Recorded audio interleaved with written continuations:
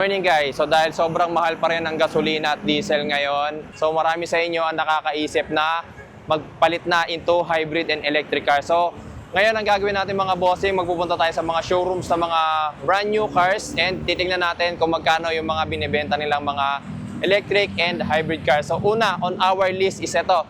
Dahil malapit na rin kami rito sa VinFast Commonwealth, ito na yung ating unang pinuntahan at kung makikita nyo, nandito sa likod ko yung kanilang full electric, yung pinakamura nilang electric car which is the VinFast BF3. Tara, nandun na si Mrs. nag-i-inquire. Tignan natin, sir, no? Ilan na nun ito, sir? Max range? 326 per 326. Full electric. full Si VinFast is full electric lahat. Yes, Wala kayong hybrid. Unit ni VinFast full electric. Oo. 326. Mami, tiga mo. Ayan. So, ito kung makikita nyo, sa mga typical na ano natin, kung makikita nyo, maliit yung kanyang cluster gauge. Infotainment yun nasa gitna na yun, sir. Infotainment. Tapos, ang haba ng kanyang air vents. Meron siyang air vents dito. Ang haba nung nasa gitna na air vent. Tapos, meron pang dalawang air vent ba yung nasa passenger's side na yun, sir? Tapos, etong nasa gitna na to, yung kanyang shifter.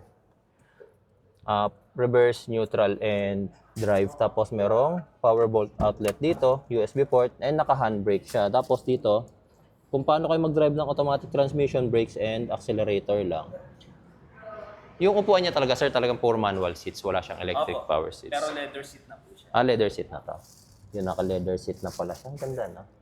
And then 6 airbags na rin yan, sir. Talaga? Naka 6 airbags na raw. 1, 2, 14 airbag yan, sir. Tapos, tig 3. isa. Tapos doon. Okay. Okay.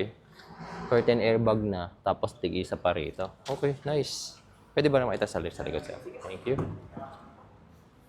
Ngayon. Ito lang. Wala nga lang siyang aircon for day. Passenger dito, no? Wala po. Dito lang, sir. Tig isa sa upuan. Side airbag. Doon lang sa harap lang. Tapos harap po.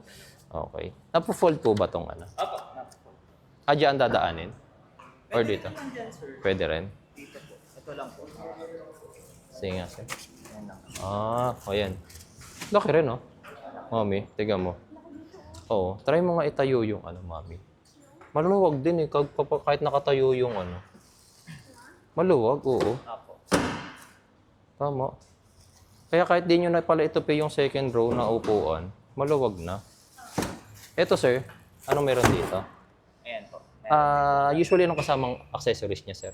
Tow hook po, tapos dalawang early warning device, tapos tire inflator. Tire inflator. Walang reserve tire. Wala po talaga. Sa mga electric cars and hybrids, usually wala silang reserve tire.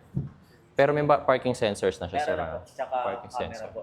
Reverse camera. Reverse camera. Pero, hindi siya power lift gate. Opo, manual lang po. Manual. Okay. Ayun yung kanyang reverse camera. With ano po yun, dynamic guidelines. Ang ganda ng ano niya, no? Taillight. Isang buong taillight. Ito lang yung signal.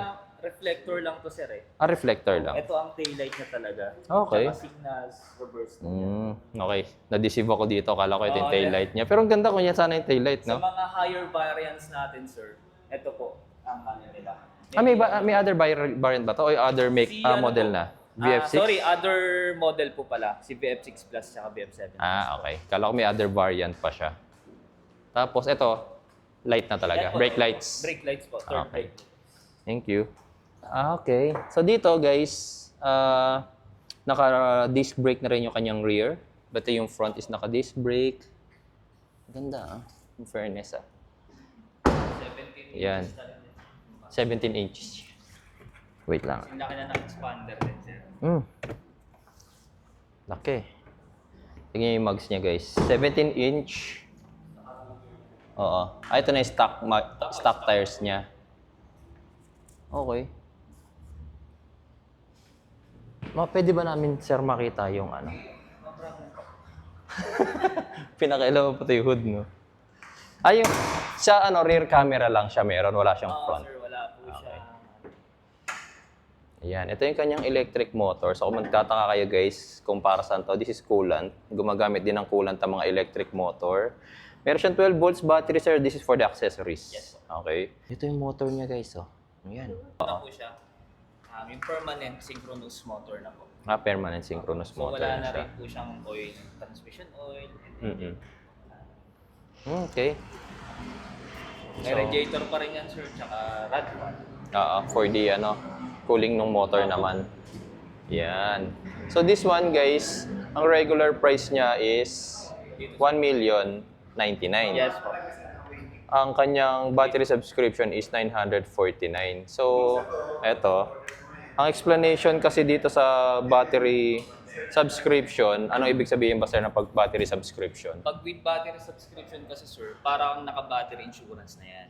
Okay. So it means anything happen sa battery mo, Papalitan niya. papalitan ni VinFast. Lalo na kung mag-degrade siya ng below 70%. Okay. So, ang battery subscription nyo monthly is? 1,950 below 2,000 kilometer ang natakbo mo. Pero Okay. pag above 2K ang natatakbo mo, sir, ito po ang babayaran niyo. 2,900. 2,900. Yes. So, meron siyang difference of 150,000. Tama? Tama, sir. Pero ano sir, ito kasi yung question eh. Bakit mas mahal ang without battery subscription? Parang ang pagkakaintindi ko kasi sa battery subscription, guys. Pag battery subscription, hindi kami ang may-ari ng battery, di ba? Yes. Kayo pa rin. Pero kapag without battery subscription, kami may may-ari. Pero may warranty? May warranty tayo, sir. 10 years warranty, battery warranty. Kung ano. Yung question ko, sir, di ba si VinFast yung merong... nakalimutan ko yun eh. Yung parang buyback program nyo. Yes, Na mataas pa rin yung resale value ng car Yes. after several years. Parang ganun. Parang ito, halimbawa, bigyan kita ng example, sir. Si BF3. BF3 na lang, na 500 without battery with battery subscription. 590 within the year. With ilang per a shift? minimum of 1 year, sir, you can buy back your unit sa amin. Pwede namin bilhin yun na 80%. 80%. 80% of original SRP.